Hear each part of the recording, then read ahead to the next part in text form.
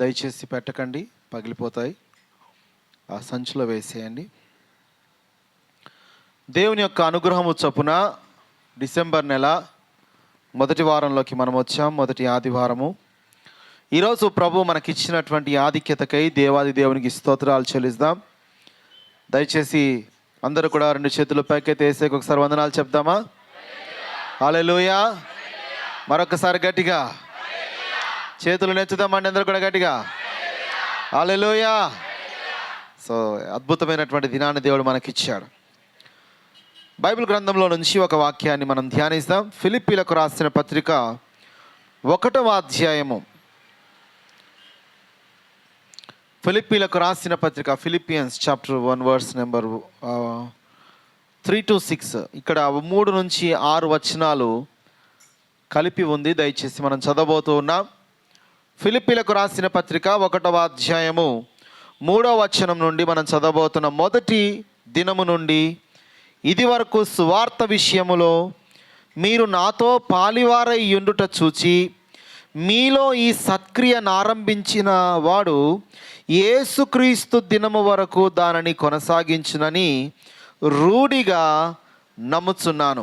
చాలండి. ఇక్కడ వాక్యం ఏం చెప్తుందంటే, దేవుడు ఈ ఫిలిప్పీల సంఘములో ఒక సత్క్రియను ప్రారంభించాడు.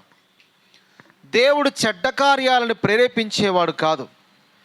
దేవుడు ఎవడు చెడిపోవాలని, ఎవడైనా పడిపోవాలని, తొలగిపోవాలని దేవుడు వాళ్ళని కోరుకునేవాడు కాదు, ఇన్స్పైర్ చేసేవాడు కాదు.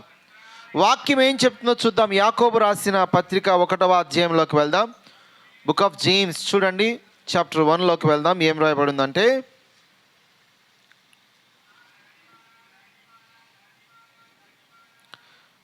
యాకోబు రాసిన పత్రిక 1వ అధ్యాయం 13వ వచనం. దేవుడు కీడి విషయమై శోధింపనేరడు, ఆయన ఎవనిని శోధింపడు గనుక ఎవడైనను శోధింపబడినప్పుడు నేను దేవుని చేత శోధింపబడుచున్నానని అనుకొనకూడదు. అర్థమవుతుందా అండి? దేవుడు చెడ్డ విషయమై ఎవరిని శోధించడు. దేవుడు పరీక్షిస్తాడు. ఆ పరీక్షలో కూడా నువ్వు పాస్ అవ్వాలని నీకు అనుదినము కృపనిస్తాడు, నిన్ను బలపరుస్తాడు, మరొక నెక్స్ట్ లెవెల్లోకి నువ్వు ప్రమోట్ చేయబడాలని దేవుడు కోరుకుంటాడు. కానీ నువ్వు పడిపోవాలని, చెడిపోవాలని, నువ్వు తొలగిపోవాలని, దూరం అయిపోవాలని దేవుడు ఎవరిని కూడా ఇన్స్పైర్ చేయడు. దేవుడు మంచి విషయాలకే మనుషుల్ని ఇన్స్పైర్ చేస్తాడు, కానీ చెడిపోవడానికి, చంపడానికి దేవుడు ఎవరిని కూడా ఇన్స్పైర్ చేయాలనుకోడు.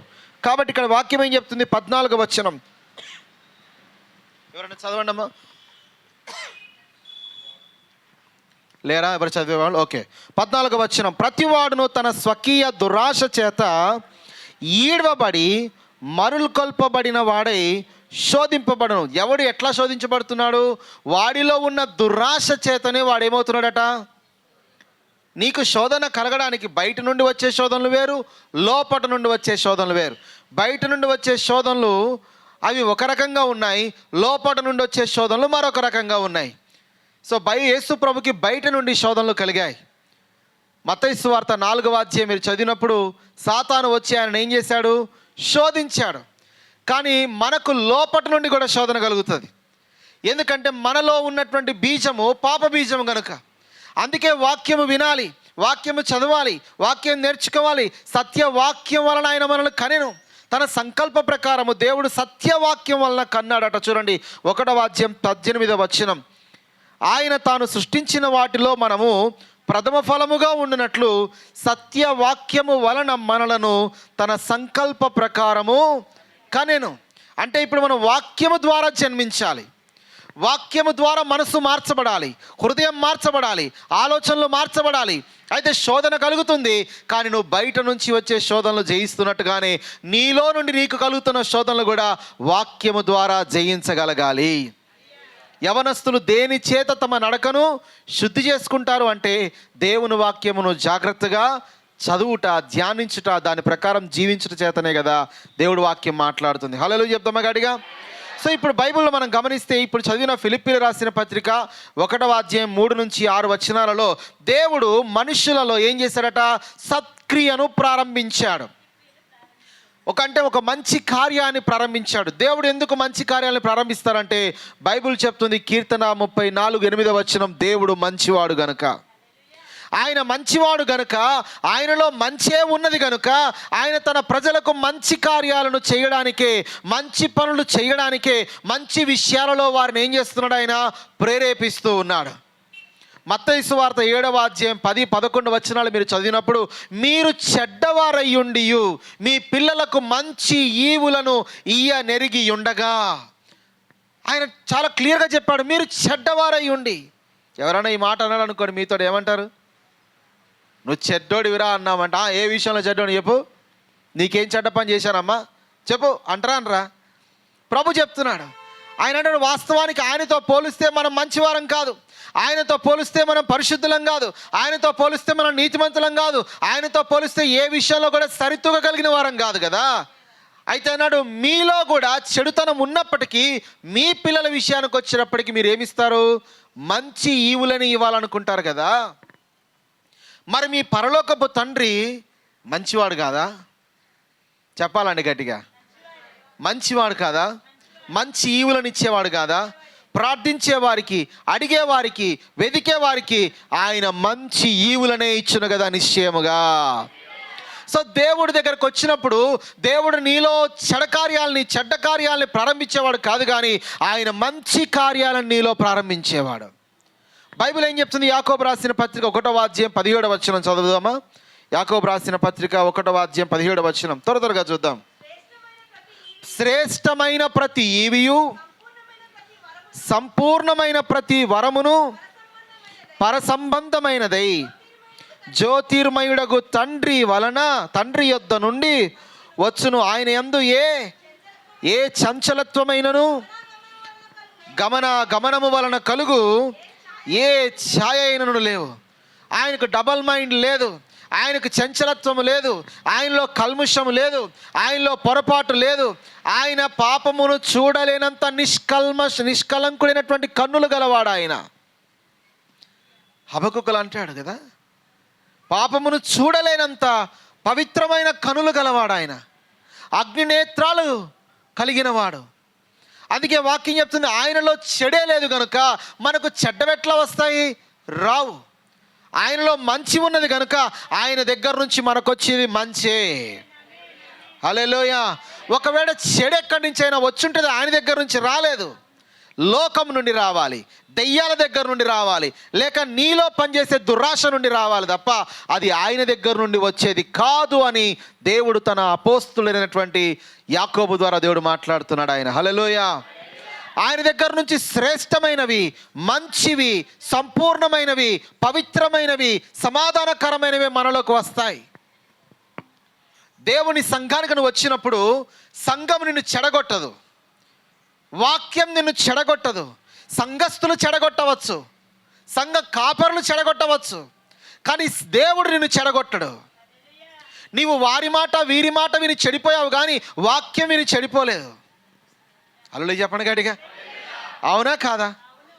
సంఘ కాపరులు తప్పు బోధలు చేసి సంఘం చెడగొట్టి ఉంటారు, కానీ వాస్తవానికి సంఘము కానీ వాక్యము కానీ సేవకుని యొక్క ఉద్దేశం ఏర్పాటు కానీ సంఘంలో మంచి పనులు ప్రారంభించడానికే దేవుడు నియమించాడు, మంచి కార్యాలు ప్రారంభించడానికి. నువ్వు ఆరాధన చేయడానికి వస్తే ఈరోజు ఇక్కడ నుంచి చెడ్డది తీసుకొని వెళ్ళవు, వచ్చిన చెడ్డ వాటిని వదులుకొని మంచి కార్యాలు పొందుకొని ఇక్కడ నుంచి వెళ్ళబోతూ ఉన్నావు. నువ్వు ఉపవాస ప్రార్థనకు వచ్చినప్పుడు నీలో పాపాలు, లోపాలు, పొరపాట్లు పోతాయి. దేవుని యొక్క సత్యము, సమాధానము, నీతి నీలో స్థాపించబడుతుంది. కోపంతో వచ్చిన వారు ప్రేమతో వెళ్ళారు ఇక్కడ నుంచి, క్షమించలేకుండా ఉన్నవారు క్షమాపణతో వెళ్ళారు ఇక్కడ నుండి. అవునా కదా చెప్పండి? బలహీనతలతో వచ్చిన వారు దేవుడు బలము చేత ఇక్కడి నుంచి వెళ్ళగలిగారు. ఎందుచేత? దేవుడు మంచివే ఇస్తాడు గనుక. అందుకే అన్నాడు, నాకు వేరుగా ఉండి మీరేమీ చేయలేరు. ఎందుకంటే వచ్చే మంచేదో నా దగ్గర నుండే వస్తుంది. నేను ద్రాక్షావళినై ఉన్నాను, మీరు తీగలై ఉన్నారు. మీరు బహుగా ఎట్లా ఫలిస్తారు? నాలో ఉన్నప్పుడే, నాతో ఉన్నప్పుడే నాలో నుండి నీకు మంచి ఏర్పడుతుంది. Praise the Lord. అందుకే వాక్యం గమనిస్తే ఫిలిప్పీయులకు రాసిన పత్రిక 1:3-6 అంటున్నాడు, మీలో ఈ సత్క్రియను ప్రారంభించిన వాడు. అంటే ఇక్కడ వాక్యం ఏం చెప్తుందంటే, ఈ సంఘములో దేవుడు ఒక మంచి ఆశను పుట్టించాడట. మంచి డిజైర్ని దేవుడు ఆ సంఘంలో కలగజేశాడు. ఆ ప్రజలలో ఒక మంచి డిజైర్ పుట్టింది. నీకు సంఘంలోకి వచ్చినప్పుడు, వాక్యంలో వింటున్నప్పుడు, విశ్వాసంలో బలపడుతున్నప్పుడు దేవునిలోని ఆలోచనలు నీలోకి వస్తాయి, దేవుని ఉద్దేశాలు నీలోకి వస్తాయి, దేవుని మనసులో ఉన్నటువంటి ఆ సంభాషణలు నీ మనసులోకి వస్తాయి. దేవుడు నిన్ను చెయ్యమని ప్రేరేపిస్తూ ఉంటాడు.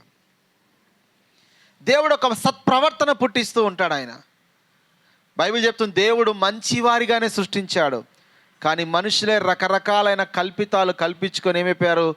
చెడ్డవారయ్యారు. కానీ దేవుడు మన దగ్గర నుంచి, దేవుడు మనకేమి ఇవ్వాలనుకుంటున్నాడు తెలుసా? మంచే ఇవ్వాలనుకుంటున్నాడు ఆయన. హల్లెలూయా. ఏమన్నాడు చూడండి, మీలో ఈ సత్క్రియను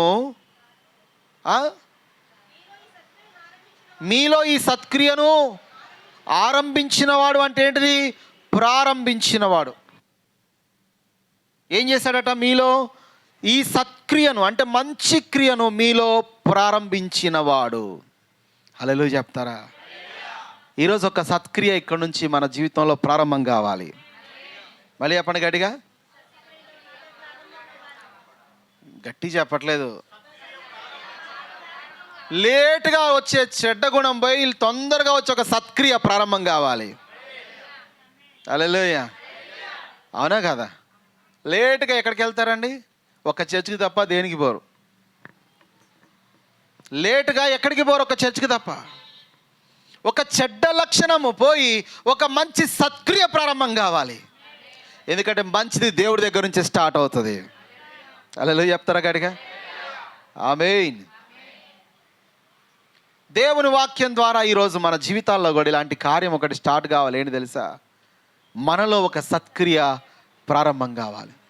మీ పక్క వారికి చెప్పండి, వారికి చేతులు ఇచ్చి, దేవుడు ఈరోజు మీలో ఒక సత్క్రియ ప్రారంభించబోతున్నాడు. చెప్పండి, పర్లేదు పక్కనోడికి.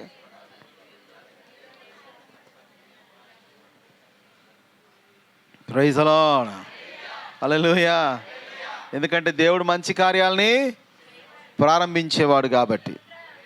ఈ సంఘంలో దేవుడు అలాంటి కార్యం ఒకటి ప్రారంభించాలి. ఏమిటి ఆ సత్క్రియ అంటే, సువార్త పనిలో, సువార్త విషయంలో మీరు నాతో పాలివారయ్యారు. ఏమిటి ఆ మంచి పని అంటే, నేను సువార్త చేస్తున్నాను, సువార్త ప్రకటించవలసిన భారము నా మీద మోపబడి ఉన్నది. సువార్త ప్రకటించాలన్న భారము దేవుడు నాకు ఇచ్చాడు. అన్ని జనులకు అపోస్తలుడిగా ఉండుటకు దేవుడు నన్ను పంపాడు. దేవుడు ఎన్నో మర్మాలు, అనాది కాలములో ఉన్నటువంటి మర్మాలను, సువార్త మర్మము దేవుడు నాకు బయలుపరిచాడు. దానిని మీకు నేను తెలియజేస్తున్నాను. ఈ సువార్త పనిలో నేను ప్రయాసపడుతున్నాను, కష్టపడుతున్నాను, ఇబ్బంది పడుతున్నాను, అనేక ప్రయాణాల్లోకి వెళ్ళొస్తున్నాను. అయితే ఈ ప్రయాసములో, ఈ ప్రయాణములో మీరు కూడా నాతో పాలివారు కావాలనే ఒక మంచి ఆలోచన దేవుడు మీలో ప్రారంభించాడు. ఈ ఫిలిప్పీ సంఘానికి ఉన్న గొప్పతనం ఏంటంటే, వీరు పాస్టర్ దారిని వారిని వదిలేలేదు దేవుడు పరిచర్యలో. వీరు వారితో పాలిభాగస్తులుగా మారారు. వాళ్ళు కూడా వాళ్ళ వంతు దేవుని పరిచారకులుగా పరిచర్య చేయడానికి ముందుకొచ్చారు. అందుకే దేవుడు పని చేయడానికి 100 సాకులు చెప్తావు, ఇంటి పని చేయడానికి ఒక్క సాకు చెప్పావు నువ్వు. నిజంగా చూడండి, దేవుడు పని చేయడానికి 100 మంది నీకు సపోర్టర్స్ కావాలంటావు. అదే ఇంటి పని కోసం ఎవరి సపోర్ట్ అడగావు. కారణం ఏంటంటే, మనకు దేవుని క్రియ ఇంకా ప్రారంభం కాలేదు. నీకు ఎవరి సపోర్ట్ అక్కర్లేదు, నువ్వే ఒక సపోర్ట్గా మారగలగాలి. హల్లెలూయా. నీవు సపోర్ట్గా నువ్వు మారినప్పుడు దేవుడు మరొక సపోర్టర్ని దేవుడు నీకు తయారు చేస్తాడు. మీరిద్దరూ కలిసి పని చేస్తుండగా మీ నమ్మకత్వాన్ని చూసి దేవుడు మరొకరిని మీకు జాయిన్ చేస్తాడు. మంచి విషయాలు దేవుడి చేత జోడించబడతాయి. వాక్యం ఏం చెప్తుంది తెలుసా? నరుల కష్టము ఎక్కువ కాదు. అంటే అక్కడ ఇంగ్లీష్లో ఏముందంటే, దేవుడు మన ప్రయాసానికి ఇంకో కాస్త ప్రయాసాన్ని కలపడట. ఉన్న ప్రయాసాలు తీర్చి మన దీవెనకు, మన కష్టానికి దేవుడు ఆశీర్వాదాన్ని జోడిస్తాడనమాట. అలా చెప్పండి గడిగా. నువ్వు కష్టపడి పని చేస్తున్నావు, ఒక దీవెన దేవుడు నీకు జోడిస్తాడు. నువ్వు కష్టపడి విశ్వాసంలో ముందుకు సాగుతున్నావు, మరొక సపోర్టర్ని, ప్రార్థనా పరుని దేవుడు నీకు సాయం చేస్తాడు. కూర్చొని ముచ్చట్లు పెట్టేవాళ్ళు 100 మంది నువ్వు జోడిపించగలుగుతావు నువ్వు. కానీ నీతో కలిసి ప్రార్థనలో ప్రయాసపడేవాడిని చూపించండి. పార్టీలకు రమ్మంటే 100 మంది వస్తారు. రాండి నాతో కలిసి 1 గంట ప్రార్థన చేద్దాం, 2 గంటలు ప్రార్థన చేద్దాం అన్న పిలువండి, ఎంతమంది వస్తారో చూద్దాం. మీకైనా ముచ్చట్లు అంటే చాలా చెవులు కోసుకుంటాం. ప్రార్థన అనే వంకపై పనికిమాల మాటలన్నీ మాట్లాడుకొని వస్తారు, కానీ అసలు వెళ్ళిన పనే మిస్ అయిపోతారు. వాళ్ళకు పుతోను దెయ్యం వచ్చి అడ్డుపడి ఉంటుంది. ప్రార్థన కాలమున మేము ప్రార్థన చేయుటకు వెళుతుండగా పుతోను అని ఒక దెయ్యం వచ్చి ఏం చేసిందట, అపోస్తలులైన పౌలుని శీలను ఇబ్బంది పెట్టింది. చాలాసార్లు మంచి మోటివ్తో వెళ్తాం, మనం మంచి రీజన్స్తో వెళ్తాం. ఒక బిలువని కలిసినా, ఫోన్ చేసినా, మాట్లాడినా, కానీ అక్కడికి వెళ్ళాక ప్రార్థన తగ్గితే అనవసరమైన మాటలన్నీ ఎక్కువైతే నువ్వేం చెప్పావు, ప్రార్థన అన్నావు, ప్రార్థన చేసి ఆమెను వెళ్ళిపోవాలి, ఒక మాట మాట్లాడకుండా. ఆ కమిట్మెంట్ ఉండాలా. Praise the Lord. దేవుడు చూస్తున్నాడు కదా, ట్రస్ట్ వర్తీవో కాదో, నువ్వు నమ్మకస్తుడివో కాదో. అందుకే ఒక విషయంలో నీవు దేవుని పని విషయంలో పాలుభాగస్తుడు అవ్వాలని దేవుడు మనల్ని పిలిచినప్పుడు, దేవుడు మనకు అన్ని వనరులు ఇచ్చినప్పుడు, దేవుడు మనకు ఆరోగ్యాన్ని, శక్తిని, బలాన్ని ఇచ్చినప్పుడు నీవు దేవుని పనిలో నువ్వు సపోర్ట్గా నిలబడగలిగితే నీ దీవెనలు రెట్టింపు అవుతాయి. ప్రైజ్ ది లార్డ్ చెప్పండి గట్టిగా. హల్లెలూయా. చూడండి, నేను లాస్ట్ వారం కూడా చెప్పినట్టున్నాను, ఎజ్రా గ్రంథము 1వ అధ్యాయము మనం గమనించినప్పుడు 127 సంస్థానాల కంటే ఎక్కువ, రాజ్యాల కంటే ఎక్కువ మహాశక్తివంతమైన సువిశాలమైన ఒక రాజ్యం స్థాపించబడింది. ఆ రాజ్యానికి కోరేషు అన్న వ్యక్తి రాజుగా చేయబడ్డాడు. ఆయన రాజైన తర్వాత బైబిల్ ఏం చెప్తుందంటే, అతను ఆలోచన చేయడం మొదలుపెట్టాడు. ఇంతమంది రాజులు ఉన్నారు కదా, వారెవరికి దొరకని భాగ్యము నాకే దొరికిందేంటి, నేనే ఎందుకు ఇంత శక్తిమంతుడిగా ఉండడానికి, నా చేతి కింద ఇన్ని రాజ్యాలు దేవుడు ఎందుకు పెట్టుంటాడు అని ఆలోచన చేస్తుంటే ఇర్మియా ద్వారా పలకబడిన మాట నెరవేరినట్లుగా యెహోవా కోరేషు హృదయాన్ని ప్రేరేపించెను. హల్లెలూయా. కోరేషు హృదయాన్ని ఏం చేశాడట, ప్రేరేపించాడు. నేను ఎప్పుడైనా దేవుని చింత కొరకు ఆలోచన చేస్తుంటే దేవుడు ప్రేరేపిస్తాడు, దేవుడు మాట్లాడతాడు. దాని కొరకు దేవుని విషయాలు మనం కనుగొనాలి. ఎందుకంటే దేవుడు నీకు బలం ఇచ్చింది, పని ఇచ్చింది, ఆరోగ్యం ఇచ్చింది, శక్తి ఇచ్చింది. కేవలం మనం ఎంజాయ్ చేయడానికే కాదు, ఖచ్చితంగా ఎంజాయ్ చేస్తావు.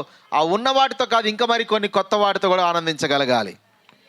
కొత్త దీవెనలతో కూడా మనం ఆనందించగలగాలి. Praise the lord.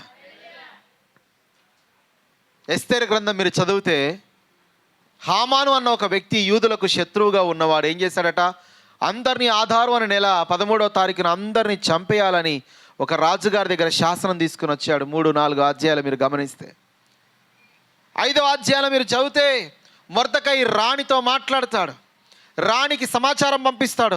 రాజు యూదులందరినీ కూడా చంపించడానికి ఒక శాసనం బయలుదేరింది, దయచేసి వెళ్ళి రాజుతో మాట్లాడంటే, ఇప్పటికి 2-3 నెలలైంది రాజు నన్ను పిలిచి, ఆయనను చూసి ఆయన గదిలోకి వెళ్ళి ఆయనను కలుసుకొని, నేను కనుక రాజు పిలవకుండా రాజు అంతఃపురంలోకి ఎవ్వరు వెళ్ళినా వాళ్ళ తల తీసివేయబడుతుంది, రాజాజ్ఞ నిలబడి ఉంది కదా అడ్డుగా అంటే, అప్పుడు అంటాడు, ఈ సమయమున రాజుతో మాట్లాడడానికే నువ్వు రాణివయ్యావేమో, కేవలం రాణివాసాన్ని ఎలగబెట్టడానికి కాదు.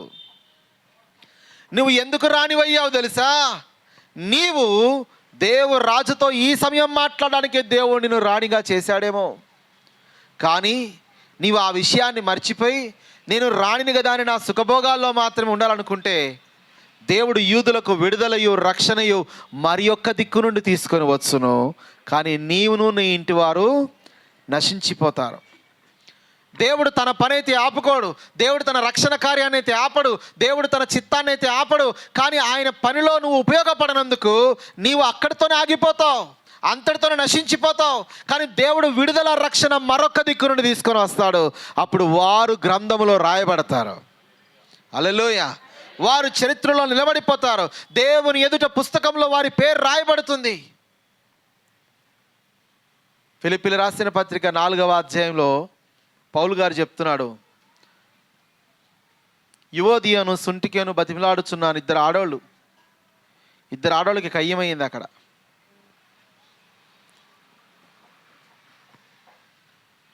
ఇద్దరు సంఘంలో మంచి యాక్టివ్ పరులే, ఇద్దరు సంఘంలో మంచి విశ్వాస వీరులే, భక్తి పరులే, ప్రార్థనా పరులే, దేవుని సేవలో సహకారులుగా ఉన్నారే. కానీ ఇద్దరికి సమాధానం లేదు. కీచులాట ఏదో జరుగుతుంది అక్కడ. అప్పుడు ఈ కీచులాడుకుంటున్న వారికి ఏం చెప్తున్నాడో చూడండి. 4వ అధ్యాయం ఫిలిప్పీయులకు రాసిన పత్రిక 4:2, ప్రభువునందు ఏక మనస్సు గలవారై యుండుడనియు యువోదియోను సుంటికేను బతిమాలు కొనుచున్నాను. తల్లులారా, మీరు ప్రభునందు ఏక మనస్సు కలిగి ఉండాలి. రెండు మనసులు సంఘంలోకి వస్తే రెండుగా చీలిపోతుంది. రెండు మనసులు పనిచేయ ఒక మనసే ఉండాలి. అది దేవుని మనసు అయి ఉండాలి, దేవుని ఆలోచన అయి ఉండాలి. సంఘంలో మీరిద్దరు ప్రార్థనా పరులు కావచ్చు, ఇద్దరు సహకారులు కావచ్చు, కానీ ఇక్కడ విభజన ఒకటి వచ్చింది కదా.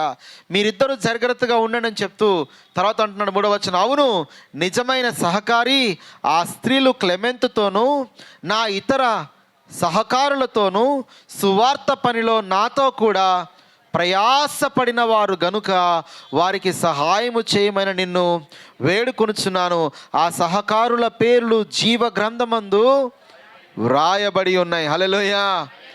ప్రయాస పడుతున్నప్పుడు కొన్నిసార్లు మనుషుల దగ్గర మన పేరు మరవబడుతుంది. లోకం దృష్టిలో మన పేరు గుర్తుకు కూడా రాకపోవచ్చు, కానీ మన ప్రభు కొరకు పడే ప్రతి ప్రయాసము విషయమై దేవుని గ్రంథంలో మన పేరు వ్రాయబడబోతుంది. నువ్వు ఎప్పుడు ఎలా ప్రయాసపడ్డావు, ఎప్పుడు ఎలా కష్టపడ్డావు, ఎప్పుడు ఎలా సువార్త పక్షంగా నిలబడ్డావు, ఎట్లా సువార్తలో పాలిభాగస్తులుగా మారావో ప్రతిదీ నోట్ చేయబడుతుంది, రికార్డ్ చేసి జాగ్రత్త పరచబడబోతుంది. రేపు వారి వారి క్రియలు చొప్పున వారికి ప్రతిఫలం ఇయ్యబడబోతుంది దేవుని దగ్గర. హల్లెలూయా. కేవలం ఇక్కడ మాత్రమే కాదు, ఇక్కడ దీవెనలు మాత్రమే, అక్కడ ఘనత మహిమ మెప్పు దాచిపెట్టబడి ఉన్నది. ఇక్కడ కేవలం ఒక చప్పట్లు మాత్రమే, థ్యాంక్ యూ అన్న ఒక వర్డ్ మాత్రమే నువ్వు వినగలుగుతావు, కానీ దానికి సరైనటువంటి బహుమానం దేవుడి దగ్గర నుంచి నువ్వు పొందుతావు. ఎవరైనా హెల్ప్ చేస్తే ఏం చెప్తామండి? Thank you brother, sister, thank you అంటాం. కానీ నీ ప్రయాసము దేవుడు చూశాడు, దేవుడు థ్యాంక్స్ అని చెప్పడం. దానికంటే మించినటువంటి కృపతో, ఐశ్వర్యముతో, బలముతో, ఆరోగ్యంతో, సమాధానంతో నిన్ను దీవిస్తాడు ఆయన. కేవలం భూమి మీద మాత్రమే కాదు, చనిపోయాక పరలోక రాజ్యంలో కూడా రెట్టింపు ఘనతతో దేవుడు పిలుస్తాడు. అందరి పరిశుద్ధుల మధ్య నీ పేరు పెట్టి పిలిచి, పలానా సమయంలో పలానా బ్రదర్ నిలబడ్డాడు సువార్త కొరకు నా దగ్గర అని మాట్లాడుతున్నప్పుడు, పిలుస్తున్నప్పుడు, నీ కొరకు ఉంచబడిన జీవ కిరీటాన్ని నీకు ఇస్తున్నప్పుడు, నీ కొరకు సిద్ధపరచబడిన ఇల్లును నీకు ఇస్తున్నప్పుడు, నీ కొరకు ఏర్పాటు చేయబడిన ఆ మహిమ నీకు ఇస్తుండగా, అందరిలో నీ మహిమ, నీ ప్రకాశమే వేరుగా ఉంటుంది కదా. సువార్త పనిలో ప్రయాసపడేటువంటి భాగ్యం అనే ఒక ఆశ దేవుడు పని చేసి తప్పించుకునేటోళ్ళు చాలామంది చూస్తూ ఉంటాం మనం. తర్వాత సైలెంట్ అయిపోతుంటారు, ఇంకా మెల్లిగా విత్డ్రా అయిపోతుంటారు. ఒక్కొక్క పని నుంచి, దేవుడి పని నుంచి వెనక్కి వెళ్ళిపోతుంటారు. అది భాగ్యమా? అది దీవెనా? అది దేవుడి చేత స్టార్ట్ చేయబడిన క్రియనా? కాదు. సువార్త పనిలో వీరు నాతో కూడా ప్రయాసపడిన వారు,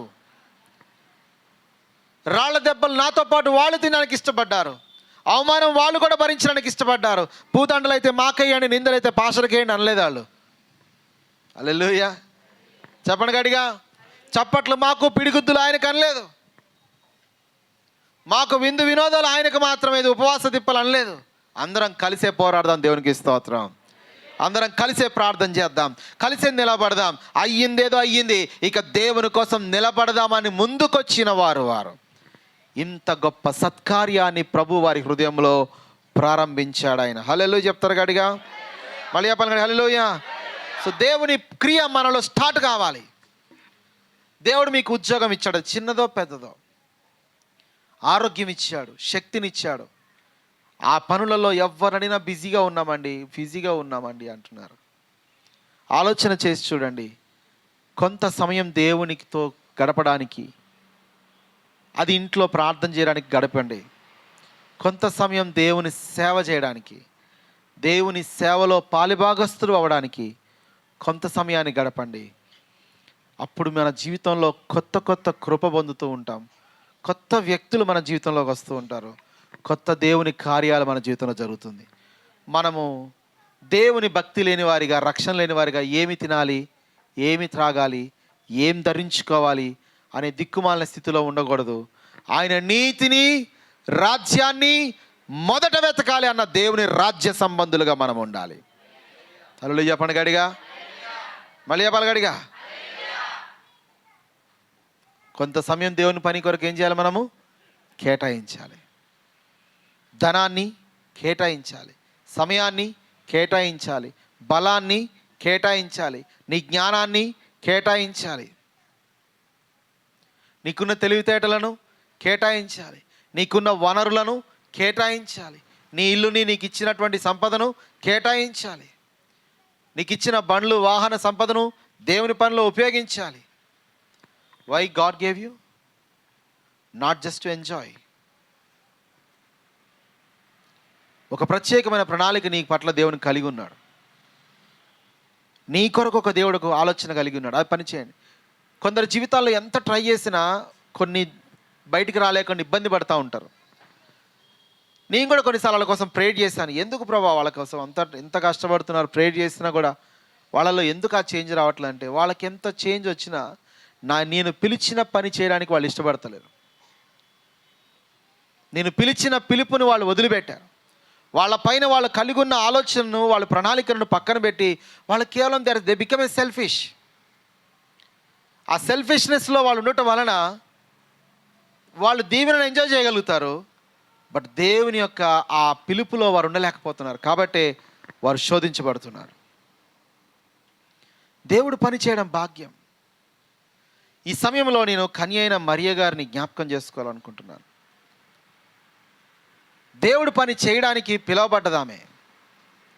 పిలువబడినప్పుడు ఆమె కోసం ఒక వాక్యం ఏం చెప్పారో చూడండి బైబిల్లో. లూకాసు వార్త 1వ అధ్యాయము 28వ వచనాన్ని మనం చూద్దాం.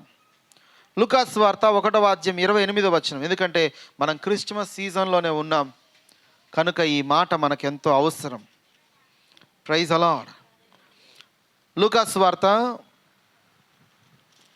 1వ అధ్యాయము 28వ వచనం. ఆ దూత లోపలికి వచ్చి ఆమెను చూచి, దయాప్రాప్తురాలా, నీకు శుభము, ప్రభువు నీకు తోడై ఉన్నాడని చెప్పాను. ఇక్కడ ఒక మాట గమనించండి. ఫేవర్డ్ వన్, ఇంగ్లీష్లో దయ పొందిన దానా. ఇంకొక ట్రాన్స్లేషన్లో చాలా బాగుంది, హైలీ ఫేవర్డ్.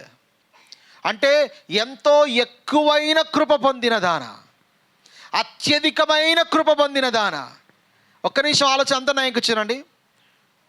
మీ దగ్గరికి పాస్టర్ గారు కానీ, వాక్యం కానీ, ఒక ప్రవచనం కానీ మీ దగ్గరికి వచ్చి, నువ్వు ఎంతగానో దీవించబడబోతున్నావు, నువ్వెంతగానో దేవుని అనుగ్రహాన్ని పొంది ఎంతో గొప్పగా నువ్వు సాక్షిగా నిలబడబోతున్నావు అన్నప్పుడు మీరేమంటారు? ఆమేన్, ప్రైజ్ ది లార్డ్ అంటారా అనరా? చెప్పండి గడిగా. బ్రదర్, దేవుడిని నేను దీవించబోతున్నాను కానీ ఏమంటావు? ఎస్, ప్రైజ్ ది లార్డ్, ఆమేన్. ఇప్పుడు మీరు ఆలోచన చేయండి. ఇందరి స్త్రీలలో, ఈ లోకములో ఉన్న ఇందరి పెండ్లి కాని అమ్మాయిల్లో నీవు దేవుని కృప పొందావు. ఏమిటి ఆ కృప? ఏమిటి ఆ కృప అంటే రక్షకుడు నీ గర్భమున జన్మించబోతున్నాడు. నాకు పెళ్లి కాలేదు, ఎట్లా దేవుని కుమారుడు జన్మిస్తాడు? పరిశుద్ధాత్మ నీ గర్భమును కంట్రోల్లో తీసుకొని పోతుంది. దేవుని వాక్యము నీ గర్భమున రాబోతుంది. ఆ వాక్యమే శరీరధారి అయి భూమి మీదకి కృపాసత్య సంపూర్ణుడుగా రాబోతున్నాడు. ఆయనకు యేసు అన్న పేరు పెట్టబోతున్నావు. ఆయనే తన ప్రజలను వారి పాపముల నుండి రక్షించును. ఇది కదా హోల్ సబ్జెక్ట్.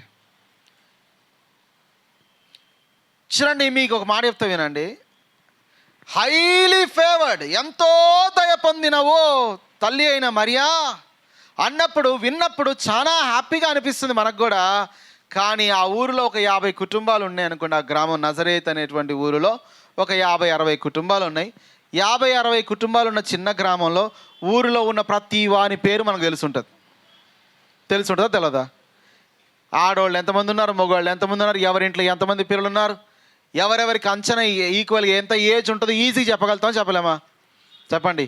ఒక 18 ఏళ్ళ 19 ఏళ్ళ వయసు లోపల ఉన్న ఒక అమ్మాయి దగ్గరికి వచ్చి గాబ్రియేలు దూత ఏమంటుందంటే, నువ్వు దేవుని దయ పొందావు, దేవుడు నీకు తన బిడ్డను ఇవ్వబోతున్నాడు అన్నప్పుడు, పెళ్లి కాకుండానే ఒక అమ్మాయి గర్భవతి కాబోతుందని 2000 సంవత్సరాల క్రితము ఒక నజరేత్ అనేటువంటి ఊరిలో, అక్కడ కూడా ఒక చిన్న పల్లెటూరులో, ఆ గ్రామంలో ఆ అమ్మాయి దానికి ఒప్పుకుంటే, ఇది ఫస్ట్ విన్నప్పుడు దయ పొందామంటే బాగానే ఉంది, అందరికీ సంతోషంగా ఉంది.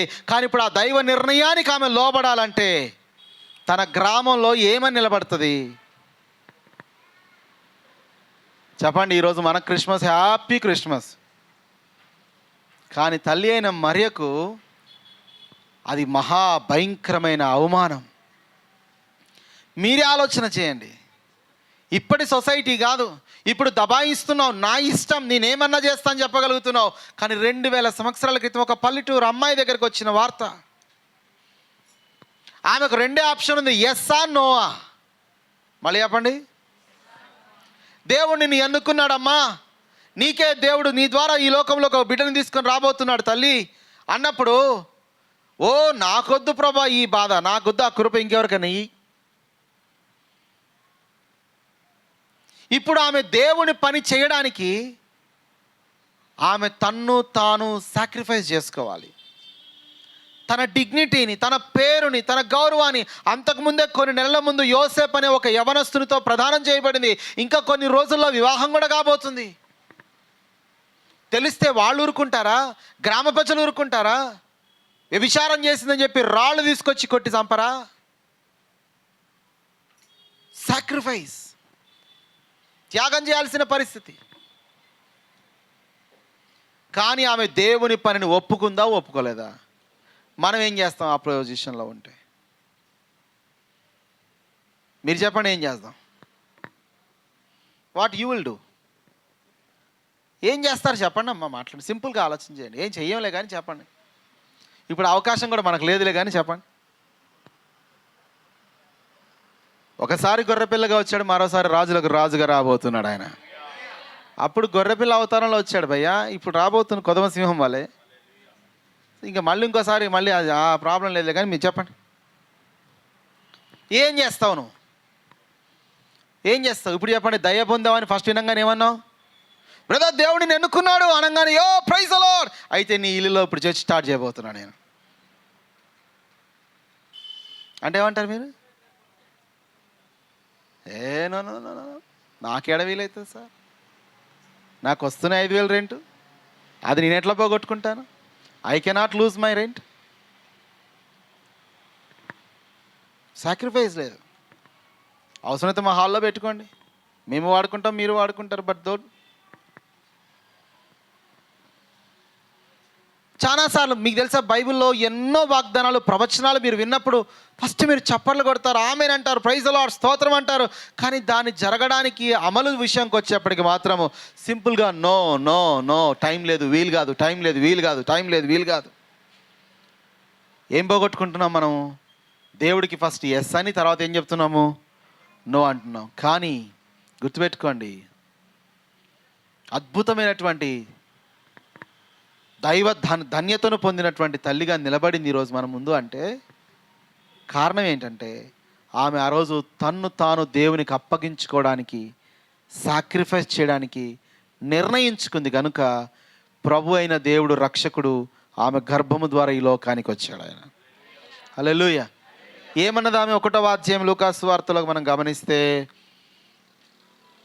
38వ వచనము, అందుకు మరియా, ఇదిగో ప్రభు దాసురాలను, నీ మాట చొప్పున నాకు జరుగునుగాక అనెను. అంతటా దూత ఆమె యొద్ద నుండి. అంటే అప్పటి వరకు ఎందుకు నిలబడ్డాడు దూత? చెప్పండి, అప్పటి వరకు ఎందుకు నిలబడ్డాడు? నన్ను పంపిన వారికి నేనేం చెప్పాలి?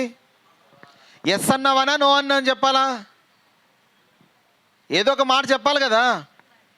ఎస్ అన్నావా, నో అన్నావా? ఆమెనది ఎస్, నీ దాసురాలని చిత్త ప్రకారం నాకు జరుగునుగాక అన్నాక అప్పుడు దూత వెళ్ళిందట అక్కడ నుంచి. ఎంత అద్భుతంగా రాయించాడు దేవుని వాక్యం. దేవునికి స్తోత్రం. హల్లెలూయా. దేవా నీ దాసురాలకు నా మీద నీ చిత్తం నెరవేర్చబడును గాక. అంటే దేవుని పనిలో తాను నిలబడ్డ నిర్ణయించుకుంది. కానీ స్త్రీలలో ఆశీర్వదించబడినది ఆయన. హల్లెలూయా. అవునా కదా? ప్రభు అన్నాడు, నా వాక్యాన్ని లోబడే విషయంలో మీరు కూడా చాలాసార్లు కొన్ని మాటలకు లోబడరు. కానీ మీరు లోబడితే మీరు కూడా అలాగనే అత్యధికంగా దేవుని రాజ్యంలో ఆమె కంటే గొప్ప పేరునే మీరు పొందగలిగిన వారిగా మారుస్తానని దేవుడు అన్నాడు. ఎందుకు తెలుసా? దేవుడు గొప్పవాడై ఉన్నాడు. తన వాక్యానికి లోబడి ఈరోజు నువ్వు లోబడుతున్నా, ఏ విషయంలో లోబడుతున్నా, దేవుడు నిన్ను తక్కువ చేయదలుచుకోలేదు. నిన్ను కూడా గొప్ప వ్యక్తిగానే నిరూపించాలని దేవుడు ఇష్టపడుతున్నాడు ఆయన. హల్లెలూయా. చాలామంది స్త్రీలు యేసు ప్రభు దగ్గరికి వచ్చి పొగిడారు.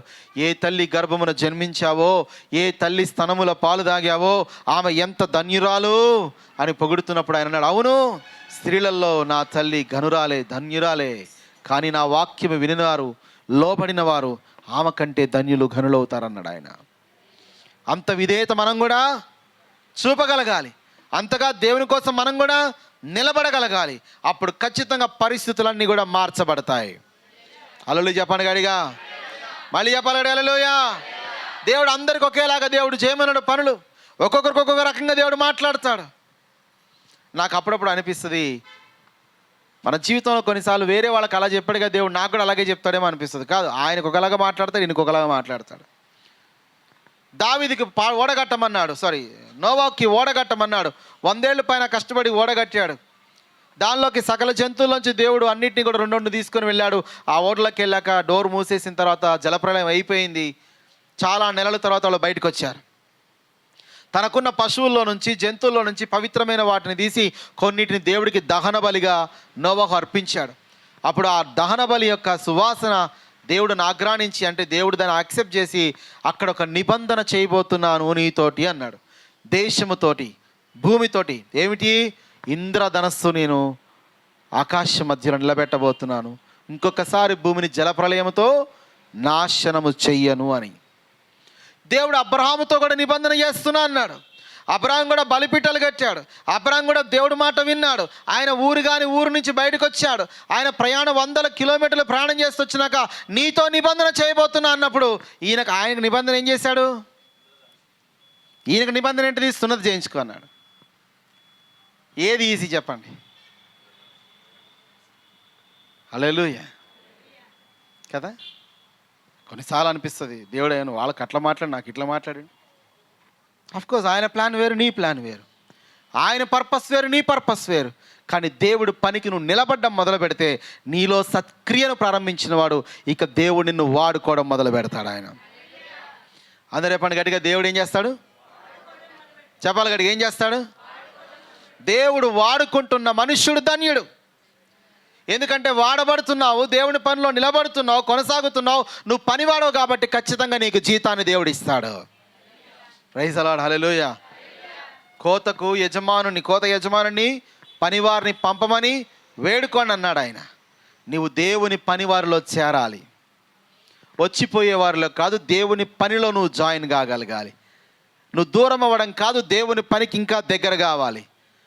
అడిగినా సరే ఏదో కాదని కాదు, నీ వంతు నీవు సహకారిగా మారాలి. ఎందుకంటే దేవుడు మనకు బలాన్ని, ఆరోగ్యాన్ని, శక్తిని ఇచ్చింది ఆయన కోసం మనం నిలబడడానికే. హల్లెలూయా చెప్తారు గట్టిగా, హల్లెలూయా. దేవుడికి మహిమ కలుగును గాక. తర్వాత వాక్యం మనం చూద్దాం. ఫిలిప్పీయులకు రాసిన పత్రిక 4వ అధ్యాయము 14 నుంచి 16 వచనాల్లో ఏం రాయబడింది? ఈ సంఘంలో మరొక అద్భుతాన్ని దేవుడు ప్రారంభించాడు. త్వరగా తీద్దామండి. ఫిలిప్పీయులకు రాసిన పత్రిక 4వ అధ్యాయం 14 నుంచి 16 వచనాలు. ఆయనను నా శ్రమలో పాలు పుచ్చుకున్నది మంచి పని. ఫిలిప్పీయులారా, నేను సువార్తను బోధింపనారంభించి మాసిదోనియాల నుండి వచ్చినప్పుడు ఇచ్చే విషయములోను పుచ్చుకునే విషయములోను మీరు తప్ప మరి ఏ సంఘపు వారును నాతో పాలివారు కాలేదని మీకు తెలియను. ఏమంటున్నాడు? సువార్త పనిలో మీరు నాకు సువార్త విషయంలో సహకారులుగా ఉన్నారు. తర్వాత ఏం చెప్తున్నాడు? సువార్త పని విషయంలో, ఇచ్చే విషయంలో మీరు తప్ప మరి ఏ సంఘపు వారు నాతో నిలబడలేదు. ఎన్నో సంఘాలు స్టార్ట్ చేశాడు ఆయన. కొన్ని పెద్ద సంఘాలు, కొన్ని చిన్న సంఘాలు, కొందరు నాయకులను తయారు చేశాడు, ఎందరినో శిష్యులుగా చేశాడు. ఆయనతో పాటు ఎంతో గొప్ప సమూహం, ఎప్పుడు ప్రజలు ఎక్కడో అక్కడ వెళ్ళి ఏదో ఒక దేవుడి సేవ చేస్తూనే ఉన్నాడు. కానీ ఈ విషయంలో మాత్రం, దేవునికి ఇచ్చే విషయంలో మాత్రం ఫిలిప్పీల సంఘం ముందు నిలబడిందంట. అన్ని సంఘాలు చూడండి, పరుగు పందెం పెడితే ఒక సంఘం ఎవరో ఒకరు ముందుకు వచ్చినట్టుగా వాటందరితో పోలిస్తే ఈ ఫిలిప్పీల సంఘం ముందుకొచ్చింది. అంటున్నాడు, నేను దేవుని ఎదుట సాక్ష్యం ఇస్తున్నాను, ఇచ్చే విషయంలోనూ పుచ్చుకునే విషయంలో మీరు తప్ప మరి ఏ సంఘపు వారు నాతో పాలివారు కాలేదు. అంటే ఇప్పుడు ఈయన ద్వారా, ఈ యొక్క సంఘం ద్వారా ఈయన ఇంత సేవ చేయడానికి ఏమయ్యాడు, వీళ్ళు సహకారులుగా మారారు. ఆయన ఎక్కడున్నా అక్కడికి ఫండ్ పంపిస్తూనే ఉన్నారు. ఎప్పుడొచ్చినా ముందుకి మాసిదోనియాకి వచ్చినప్పుడు, ఆ యొక్క ఏషియాలోకి వచ్చినప్పుడు, యూరోప్ కంట్రీస్లోకి అడుగుపెట్టగానే వీళ్ళు ముందుకొచ్చి వారు నిలబడ్డారు దేవుని కొరకు ఏదైనా చేయడానికి. తర్వాత ఏమన్నా చూడండి 16వ వచనం నుంచి, ఎలయనగా తెస్సలోనికలో కూడా మీరు మాటి మాటికి నా అవసరము తీర్చుటకు సహాయపడుతారు. ఎప్పుడో నీళ్ళు ఇచ్చింది, ఎప్పుడో 500 ఇచ్చింది, ఎప్పుడో భోజనం పెట్టింది, ఎప్పుడో కార్లో డ్రాప్ చేసింది లెక్కలు వేసుకొని కూర్చుంటారా? చెప్పండి అమ్మా. మాటి మాటికి ఎవరు వచ్చారు? వీళ్ళే వచ్చారు. చెప్పాలి గట్టి, ఎవరు వచ్చారు? మాట్లాడండి. ఆయనే ఇచ్చాడు సాక్ష్యం. ఎవరు వచ్చారు? మీరే వచ్చారు. మాటి మాటికి మీరే వచ్చారు. అంటే ఎవరు రాలే, వాళ్ళు అప్పుడప్పుడు చేసి వెళ్ళిపోయారు. బట్ ఎప్పుడు కంటిన్యూయేషన్గా నాకు ఆ రోజు నుంచి ఈ రోజు వరకు సపోర్ట్గా నిలబడిన వారు మీరే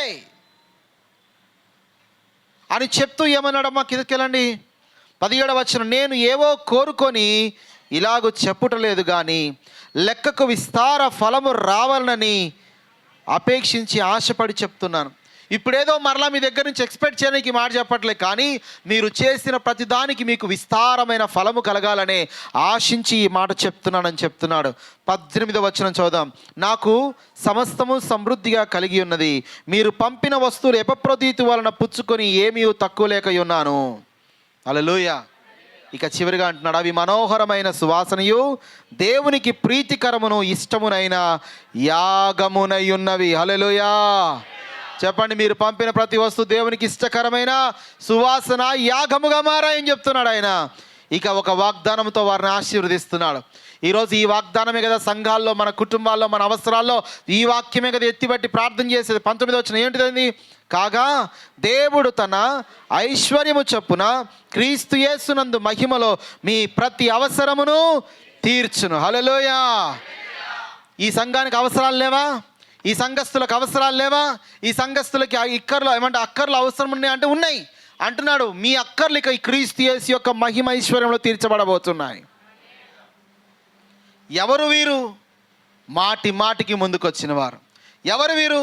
ఎవరు రాకపోతే వేరే వాళ్ళు రాలని చెప్పి వెనకబడిపోయిన వాళ్ళు కాదు. వాళ్ళు రాకపోతే రాకపోయారు, నేను నిలబడతానని ముందుకు వచ్చిన వారు. హల్లెలూయా. వాళ్ళు రాకపోతే రాకపోయారు, నా వంతుని నిలబడతాను, ఇది నాకు ఇచ్చిన బాధ్యత అని ముందుకొచ్చి నిలబడిన వీరికి అంటున్నాడు, క్రీస్తు యేసు యొక్క మహిమలో నుండి, ఆయన ఐశ్వర్యములో నుండి మీ ప్రతి అవసరము తీర్చబడుతుంది. దేవునికి స్తోత్రం. ఈరోజు అట్టి సత్కార్యాలు మీలో ప్రారంభమవునుగాక. కేవలం మీరు వచ్చి ఉద్యోగాలు చేసుకుని, వ్యాపారాలు చేసుకుని, ఇల్లు పనులు చూసుకుని వెళ్ళిపోవడానికే కాదు, సమయం తీయండి, దేవుని సేవ చేయండి. సమయం తీయండి, మీ యొక్క బలాన్ని వాడండి, తెలివిని వాడండి, ఇల్లును వాడండి, వస్తువులను వాడండి, మీకు ఇచ్చిన ధనాన్ని వాడండి, దేవుని సేవ చేయండి. దేవుడు మీకు తోడుగా ఉండి అభివృద్ధిపరిచి ఆశీర్వదించునుగాక. కళ్ళు మూసుకుందాం, ప్రార్థన చేద్దాం. Thank you lord Jesus.